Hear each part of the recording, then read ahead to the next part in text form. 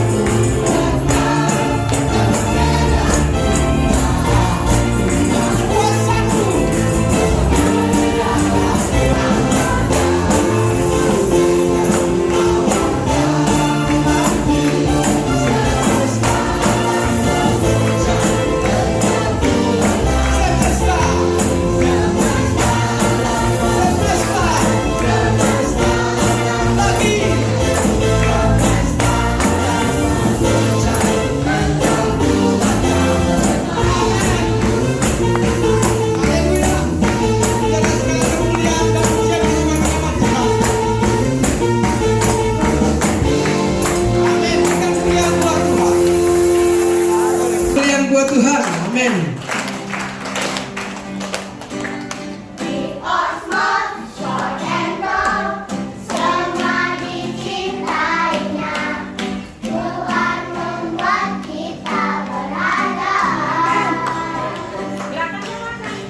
Bekerja, berkarya, bagi kemuliaannya. Bersama Tuhan aku bisa. Sa, sa, sa, aku bisa. Ta, ta, ta, bertalenta. Bersama Tuhan aku bisa. Ye, ye, ye, ye. Sa, sa, sa, aku bisa. Takkan berputus asa. Bersama Tuhan aku bisa.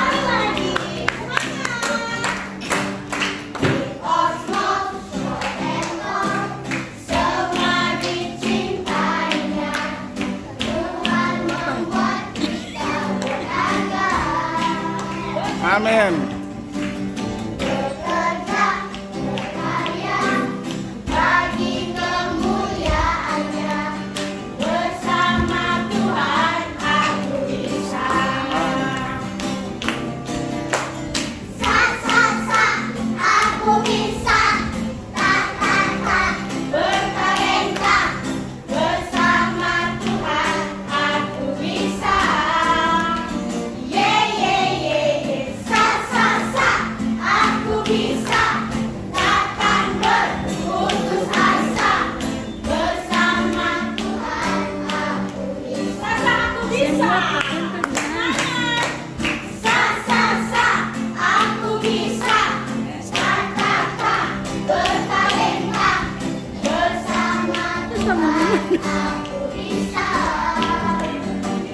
ye, ye, ye. Sa, sa, sa, aku bisa.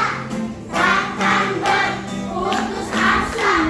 Bersama Tuhan aku bisa. Haleluya, bagi kemuliaan buat Tuhan.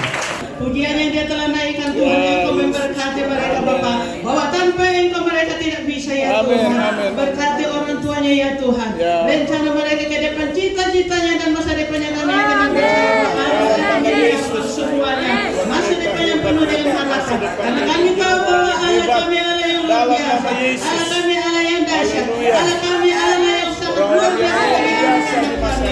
Terima kasih ya Dalam nama Tuhan. Yesus. Terima kasih. Berkati ya Tuhan anak-anak kami ada di sana. Amin. Berkati orang tua Tuhan, berkati guru pengasuhnya ya Bapak, berikan hikmat Tuhan. Biarlah nama Tuhan selalu dipuji dan dimuliakan. Anak ini kami serahkan sebagai dalam tangan. Di dalam nama Yesus kami berdoa dan mengucap syukur. Haleluya. Tuhan yang tinggalkan mereka. Haleluya. Haleluya. Amin. Amin.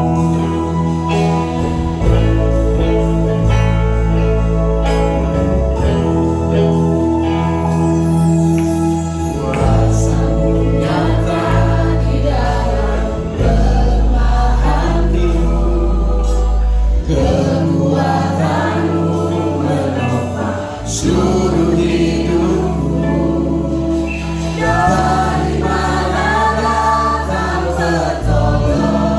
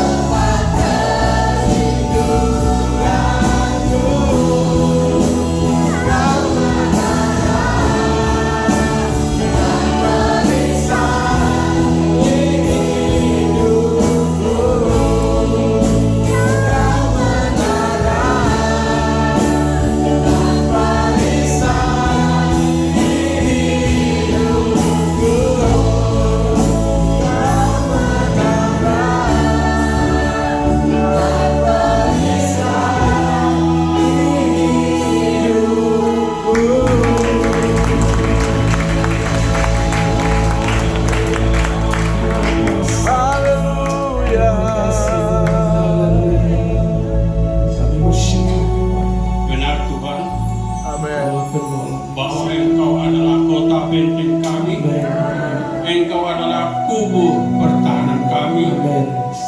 Dari manakah asalnya pertolongan bagi kami? Hanyalah daripada-Mu saja, Yesus. Itulah sebabnya Tuhan, kami telah memuji-muji, memuliakan nama-Mu. Kami telah menyembah Engkau, Tuhan. Dan biarlah beberapa pujian penyembahan yang kami telah naikkan ke hadapan-Mu, Tuhan, boleh berkenan menyenangkan hati Tuhan. Dan kini saatnya Tuhan akan berbicara buat kami lewat firman-Mu yang akan disampaikan oleh hamba-Mu. Hamba berdoa bahwa hamba ini tidak punya apa-apanya. Hamba ini sama seperti jemaat-Mu yang hadir pada siang hari ini.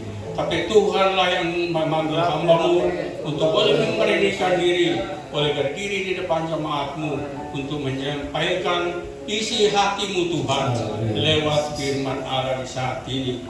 Untuk itu kami mohon urapan dari surga turun atas kami semua, mengurapi kami semua dari depan sampai belakang tanpa terkecuali.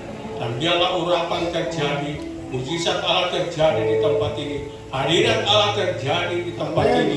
Oh, semua itu hanya untuk kemuliaan dan kebesaran bagi nama Tuhan. Kami berdoa, roh-roh yang bukan dari Tuhan, yang mau mengintimidasi pemberitaan firman Allah, kami sepakat, kami tolak di dalam nama Yesus. Keluar tinggalkan kami. Pikiran-pikiran yang mengembara, roh-roh mengantuk, roh malas untuk mendengarkan firman Tuhan, kami tolak di dalam nama Yesus. Keluar tinggalkan kami. Dan kami hanya mohon Roh Kudus-Mu Tuhan melayang-layang di tengah-tengah ruang ibadah ini seperti burung merpati yang hinggap di atas bahu Tuhan Yesus pada waktu Yesus dibaptiskan di Sungai Yordan. Terima kasih Bapa. Terpuji-pujilah nama-Mu Tuhan dan dikabulkan sampai selama-lamanya. Di dalam nama Yesus, firman Allah yang hidup dan berkuasa, kami sudah berdoa kepada Allah Bapa di surga, dan kami boleh mengucap syukur dan sambut firman Allah.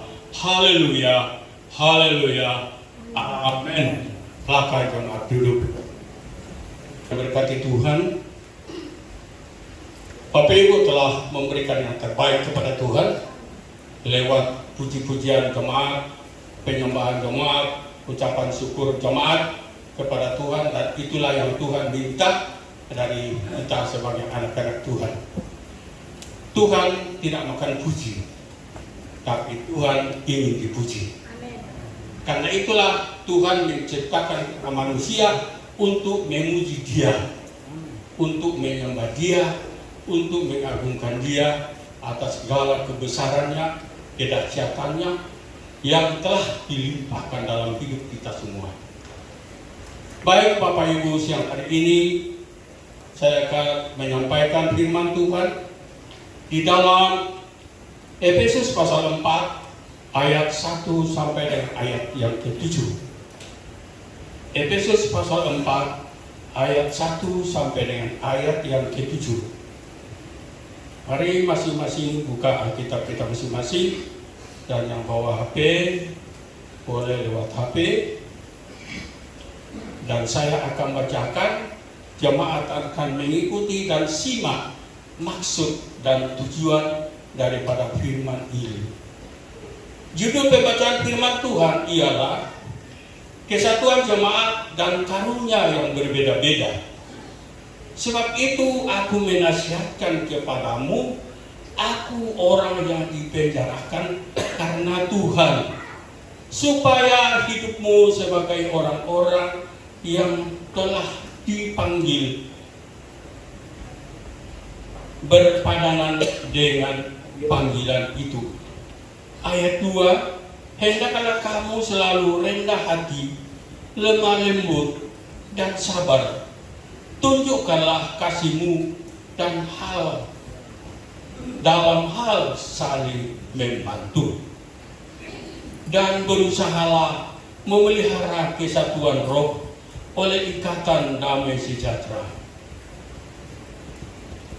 Satu tubuh dan satu roh, sebagaimana kamu telah dipanggil kepada satu pengharapan yang terkandung dalam panggilanmu. Satu Tuhan, satu iman, satu baptisan. Satu Allah dan Bapa dari semua Allah, yang di atas semua dan oleh semua dan di dalam semua. Ayat yang ke-7. Tetapi kepada kita masing-masing telah dianugerahkan kasih karunia menurut ukuran pemberitaan Kristus. Sampai di sini firman Tuhan, dan berbahagialah bagi kita semua yang telah membaca, mendengarkan, melakukan firman ini.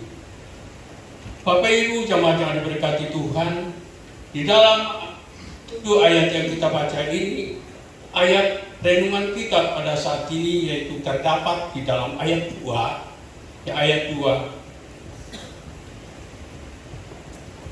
Hendaklah kamu selalu berendah hati. Saya ulangi lagi. Hendaklah kamu selalu rendah hati, lembut dan sabar. Tunjukkanlah kasihmu dalam hal saling membantu. Ini ayat penekanan bagi kita di siang hari ini, jemaat yang diberkati Tuhan. Kalau minggu lalu pendeta sudah sampaikan, ya, bagaimana kita bisa kuat untuk menghadapi ujian. Bagaimana kita bisa kuat untuk menghadapi tantangan hidup ini. Dan itu adalah salah satu karakter yang dicontohkan, yang diteladankan oleh Yesus Kristus sebagai Tuhan dan Juru Selamat kita. Bahwa ujian dan tantangan yang kita hadapi sehari-hari itu adalah rencana Allah. Ujian dan tantangan yang kita hadapi sehari-hari itu bisa dibatasi oleh firman Allah. Ujian dan tantangan, masalah, persoalan yang kita hadapi setiap hari itu adalah mendatangkan kemuliaan. Itu kesimpulan yang saya simpulkan firman Tuhan pada minggu lalu yang disampaikan oleh hamba Tuhan. Nah, saat ini salah satu karakter Tuhan Yesus yang kita harus ikuti, sekalipun secara manusia kita tidak bisa, kita tidak mampu untuk menghadapi semua yang dituntut Tuhan kepada kita, yaitu ada 3 di sini yang ditekankan oleh Rasul Paulus kepada jemaat di Korintus dan juga kepada kita di siang hari ini, yaitu pertama, rendah hati. Yang kedua, lemah lembut. Dan yang ketiga, kesabaran.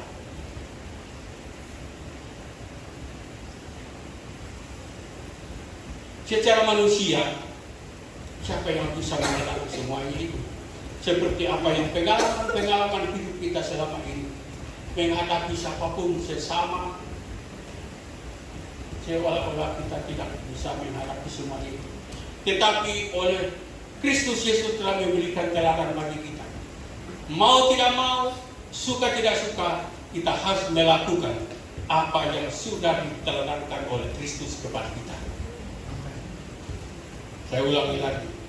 Mau tidak mau, suka atau tidak suka, apa yang telah diteladankan oleh Kristus kepada kita sebagai anak-anak Tuhan untuk memurnikan iman kita yang dipersiapkan untuk menunggu, menantikan kedatangan Tuhan yang kedua, harus melakukan apa kata firman Allah. Di sini, saudaraku, yang pertama, rendah hati.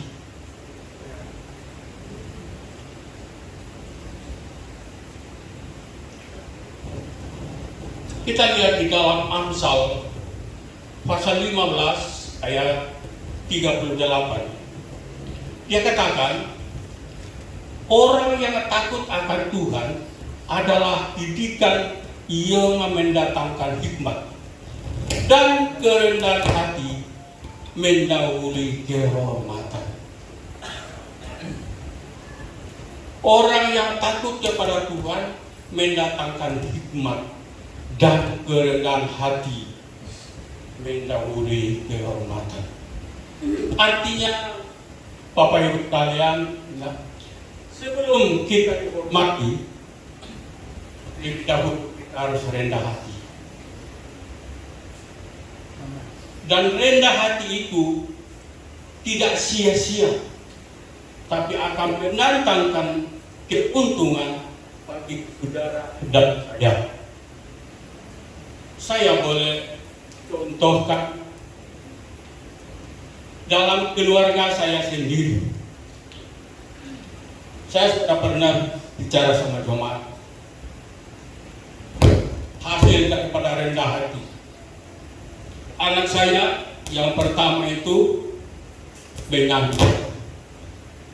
Yang pertama, anak itu pada waktu ya masuk SMA, namanya kalau anak-anak muda kalau sudah masuk SMA itu masa-masa ya mudanya sudah mulai meningkat sudah. Dan anak ini di rumah kelihatannya baik-baik saja, tapi di luar rumah luar biasa.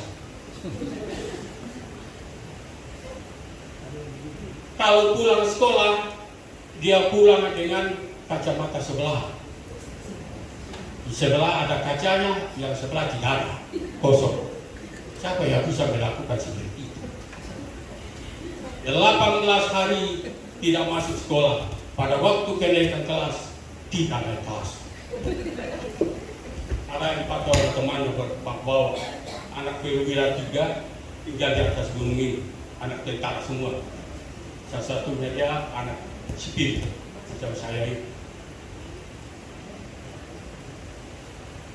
Waktu dia tidak naik kelas, dia datang, "Papa, saya tidak naik kelas."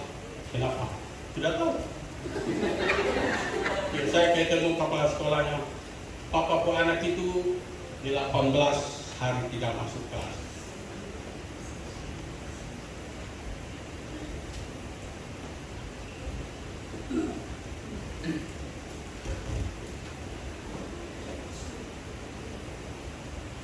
Karena nakalnya anak ini dia mengamuk.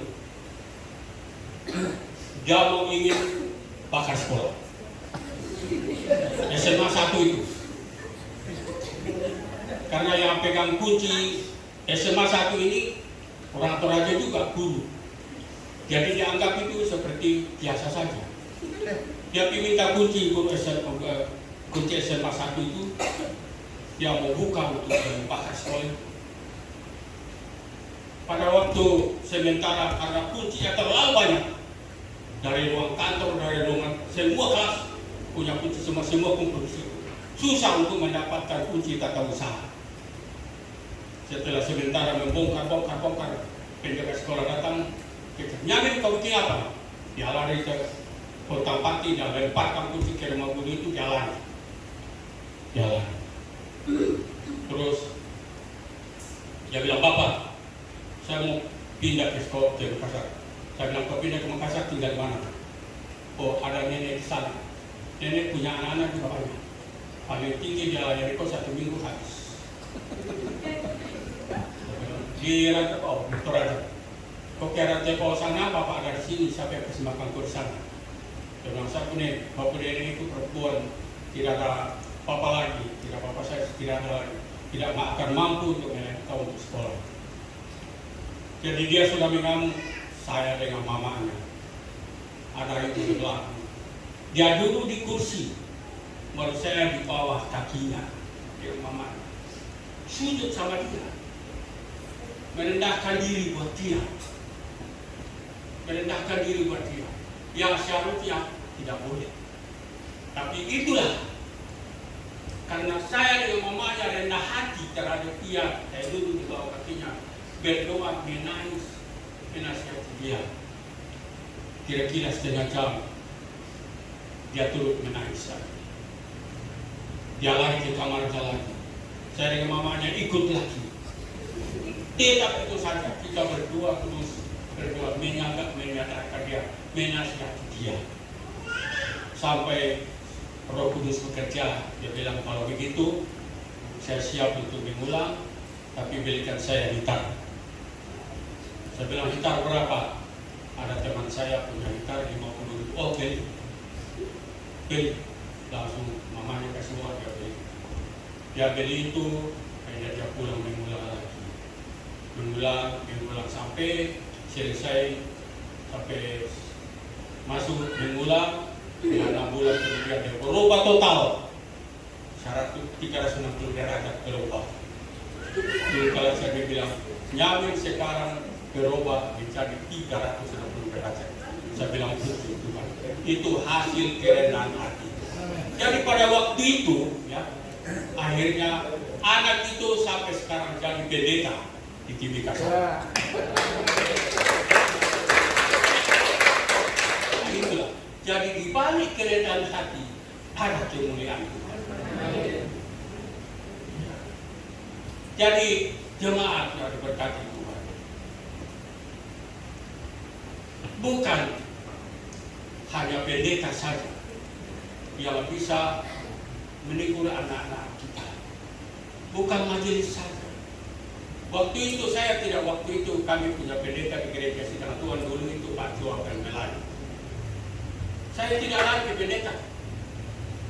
Saya bilang, pendeta punya Tuhan sama dengan Tuhan saya. Majelis punya Tuhan sama dengan Tuhan saya. Kenapa saya harus lari ke pendeta? Kenapa saya harus lari ke majelis? Kenapa saya harus mengharapkan pendeta? Kenapa saya harus mengharapkan orang lain untuk berdoa buat anak saya? Ya saya sendiri mampu untuk berdoa. Dan hasilnya sekarang puji Tuhan. Ya sekarang sudah menjadi pendeta di Timika. Jadi yang sama yang kita pertemukan. Beri kemuliaan buat. Itulah salah satu hasil daripada kerendahan hati. Ya, kerendahan hati kita. Jadi di dalam Amsal pasal 15 ayat 38 dikatakan bahwa ya,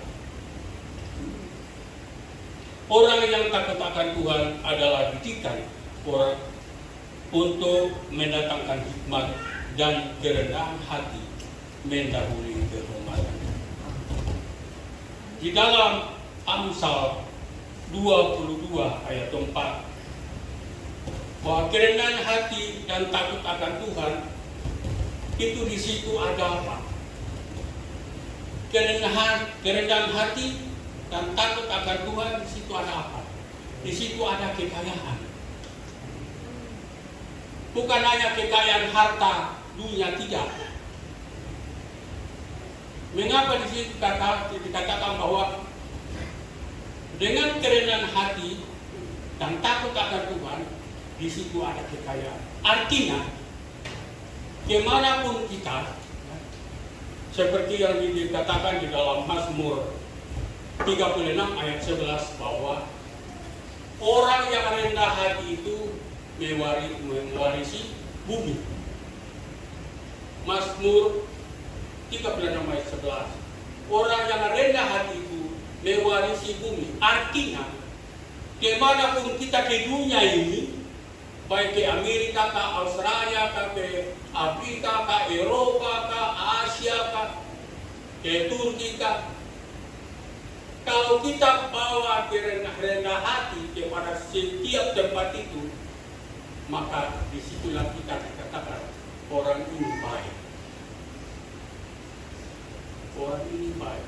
Dimanapun kita pergi, kalau kita hidup di dalam rendah hati, maka semua orang yang bertemu dengan kita mengatakan bahwa orang ini baik, dia rendah hati. Itulah kekayaan kita. Kekayaan kita. Tapi coba kalau orang sombong, ya, sebab di dalam ayatnya yang kelima dalam pembacaan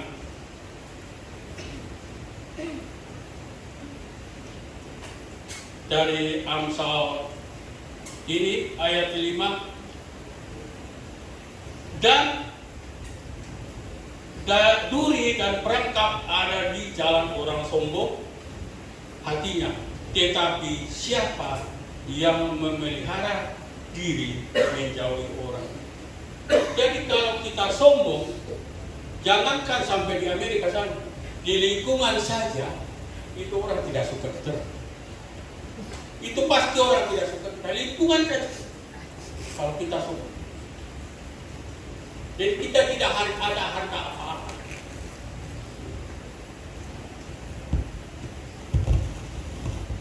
Berarti siapa yang memelihara hidup, kita harus menjauhi kesombongan. Berikut yang masih berbicara tentang kerendahan hati, ya.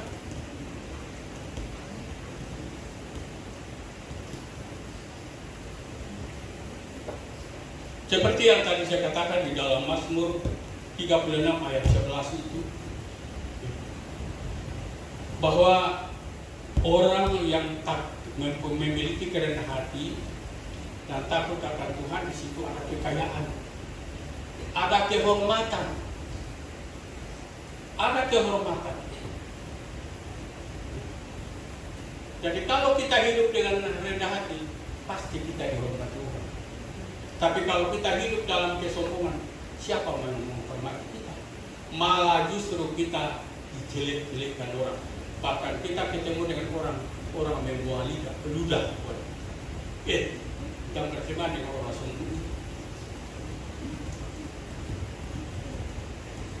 Yang bertemu dengan orang sombong itu. Tetapi kalau kita memiliki rendah hati, kita dihormati orang. Dimanapun kita pergi, kita dihormati. Dan yang ketiga yaitu di situ ada kehidupan. Jelas, kalau kita hidup dengan rendah hati, di situ ada kehidupan. Tapi kalau kita hidup di dalam kesombongan, kita tidak akan menemukan. Kita sombong-sombong ke sana kemarin, ya sombong, jangan berteman dengan dia. Lama-lama kalau kita berbicara orang tersinggung, ya, pun kita selesai. Dan orang paling tidak suka, Tuhan tidak paling suka tentang orang sombong. Kita lihat saja, kalau kita masuk di hutan, kita lihat pohon yang paling tinggi sekali. Kalau hujan angin ribut datang, badai datang, pasti pohon itu dia patah. Dia patah, karena yang paling tinggi sekali. Tapi pohon yang di bawah sekali dia terlindung, jadi tidak kena gangguan apa-apa. Pohon yang di bawah sekali dia aman. Nah, ini dalam pakaian tentang rendah hati, aman dia. Tapi kalau pohon yang terlalu tinggi itu pasti ditebas angin. Itulah. Kalau di istilahnya di daerah saya, kalau di daerah saya kan orangnya petaninya tanam padi. Padi itu semakin berisi semakin dia tumbuh. Semakin berisi semakin dia bertumbuh. Tapi padi itu semakin hampa semakin dia tegak. Kenapa tidak ada apa-apanya? Sama saja kalau kita berjalan di kantor, isi koran banyak-banyak, tebal-tebal kantor. Itu ada uang, padahal nyapa koran. Ya supaya orang lihat, oh ini ada uang. Padahal itu koran. Itu orang sombong. Dia tidak singgung siapa-siapa. Pengalaman saya. Karena ada teman guru saya dulu, kesak sekali dia punya teman bawa banyak seperti bapak suruh kita. Dia bilang tak ada, kamu itu apa? Ini rahasianya dibongkar sampai tas. Hidup begini parah. Itulah arti daripada kerendahan hati. Jadi rendah hati di situ ada kekayaan, ada kehormatan, dan ada kehidupan. Amin. Berikut yang kedua yaitu lemah lembut.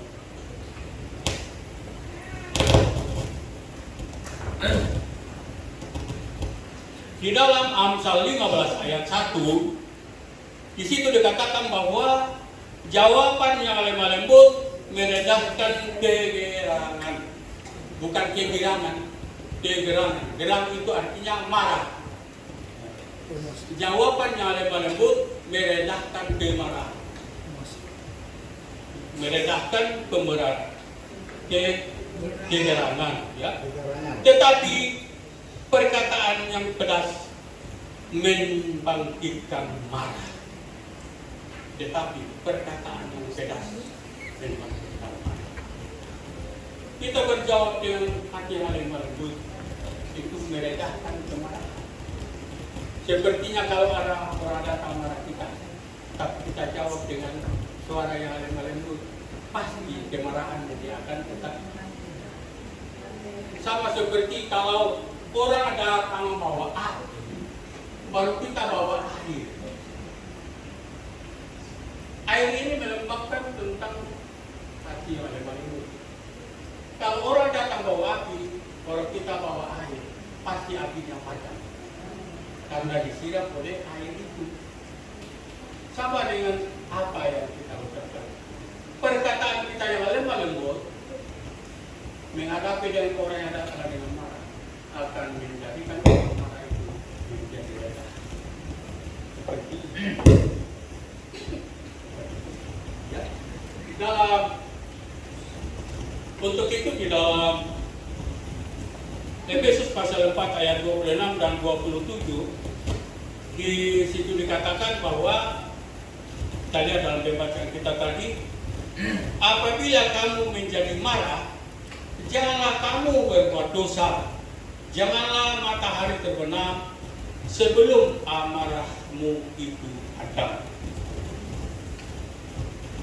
Siapa sih tidak bisa marah? Kita semua marah.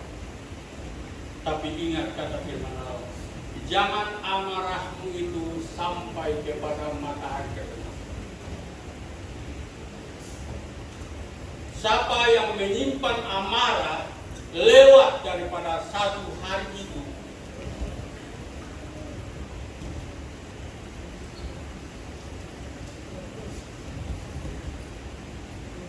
berarti dia mendendam orang. Dia menyimpan dendam. Dan orang yang menyimpan dendam itu dikatakan firman Tuhan bahwa sementara orang itu menyimpan akar pahit di dalam dirinya. Hati-hati.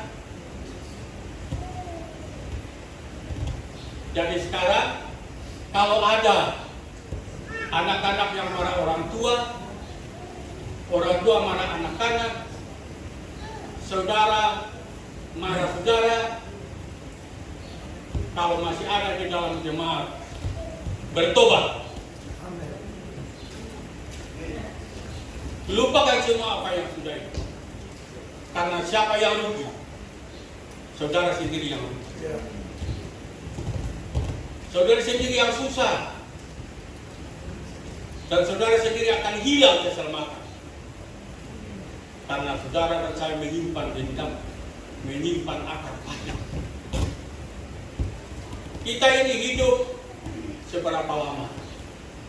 Kita harus ingin untuk mencari hidup perkenanan Tuhan. Kita berusaha supaya kita ini hidup berkenan kepada Tuhan. Yang kita cuma hanya menyenangkan hati manusia, menyenangkan hati kita sendiri. Tapi yang paling utama yang Tuhan minta adalah hidup berkenan kepada Tuhan. Tanpa perkenanan Tuhan di dalam hidup ini sia-sia. Sia-sia. Sia-sia lagi kita ini kalau hidup ini tanpa perkenanan. Karena Dia adalah satu-satunya penyelamat kita yang semua bangsa di dunia ini berduyun-duyun untuk sampai ke sana. Tapi apakah semua bisa sampai ke sana? Itu tergantung dari pribadi kita masing-masing.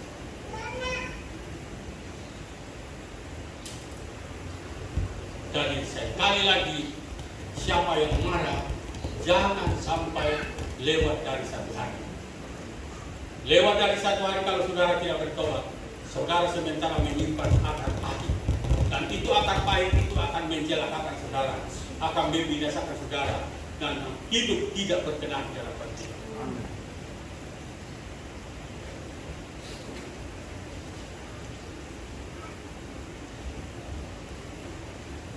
Ayatnya yang ke-32 dalam pembacaan kita tadi, tetapi hendaklah kamu ramah seorang terhadap yang lain, patuh, kasih mesra, dan saling mengampuni.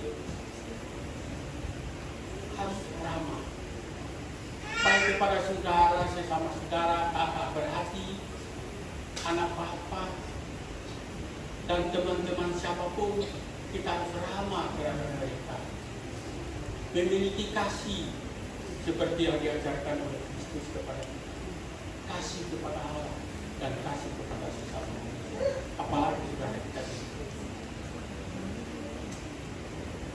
Saya teruskan itu, dan saling mengampuni sebagaimana Allah di dalam Kristus telah mengampuni kamu. Jadi kalau saudara, kita mari kita saling mengampuni. Orang tua dengan anak, mari kita saling mengampuni. Ya, siapapun mari kita saling mengampuni.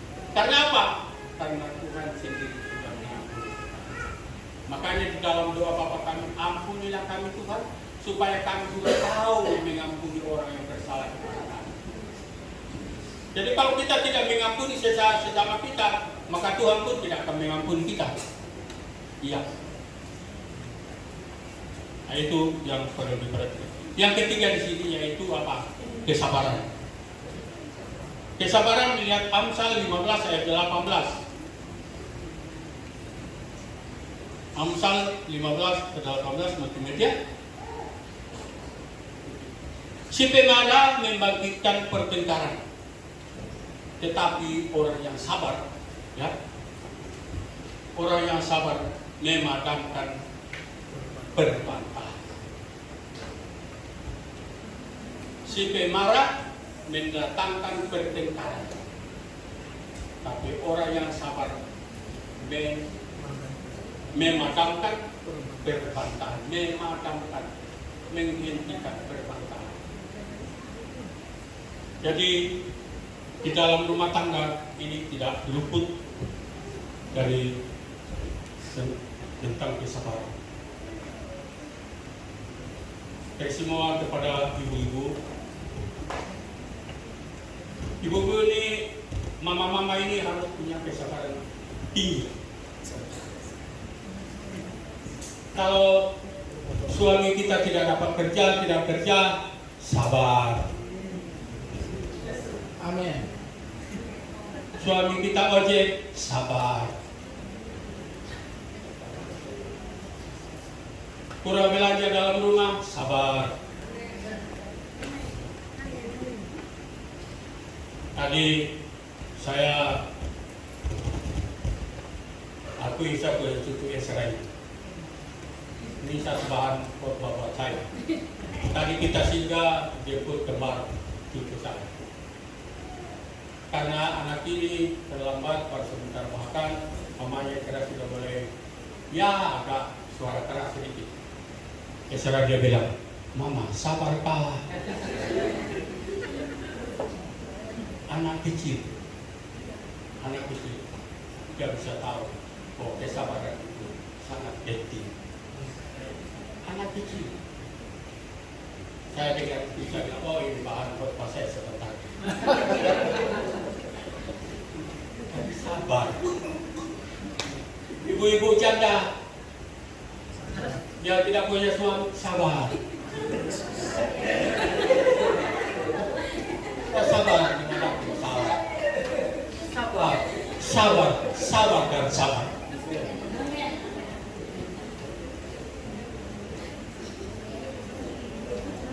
Kalau dapat gaji sedikit dari suami, sabar. Istri-istri yang ditinggalkan suami ke tempat tugas, sabar.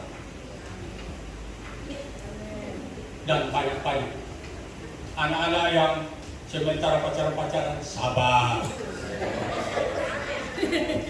Yang sementara menunggu waktu pernikahannya, sabar. Ada waktu Tuhan masing-masing. Karena waktu Tuhan itu tepat pada waktu itu. Demikian juga bapak-bapak. Kalau bapak-bapak terlambat mama bikin kopi, sabar.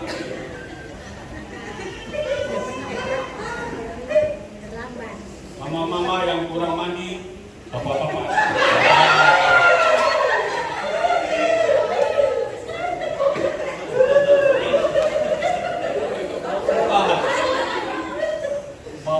Bawa apakah sabar.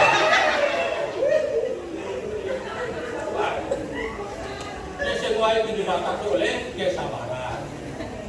Karena sabar itu dikatakan subur. Sabar itu subur.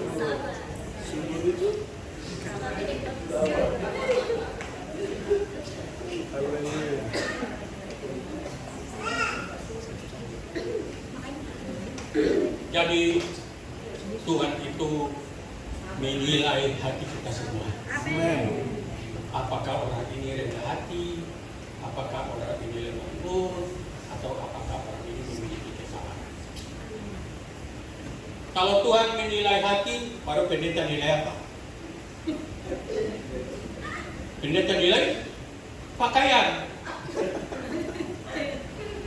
Pendeta nilai pakaian. Tapi ini berlaku hanya waktu pertandingan saja.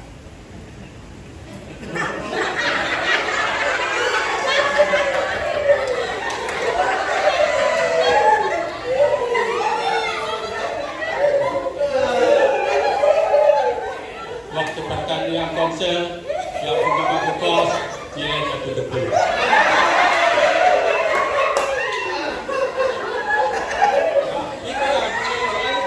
Itu yang nilai oleh pendeta.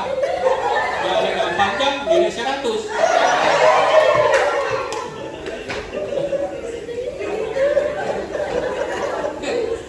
Itu yang itu. Jadi segala-galanya itu ya, untuk melakukan praktek Kristus dalam setiap kehidupan kita yang harus diteladani sebagai anak-anak Tuhan untuk memurnikan iman kita adalah memiliki rendah hati, memiliki hati yang lemah lembut, dan memiliki kesabaran. Amin. Amin.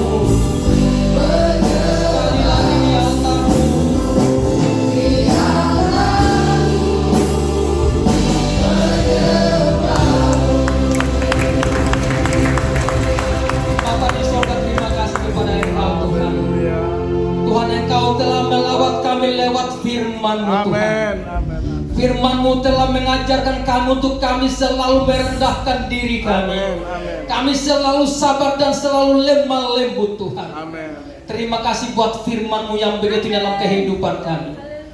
Bapa di sorga, kami menyadari bahwa seringkali kami lakukan hal demikian, bahwa kami tidak pernah sabar Tuhan.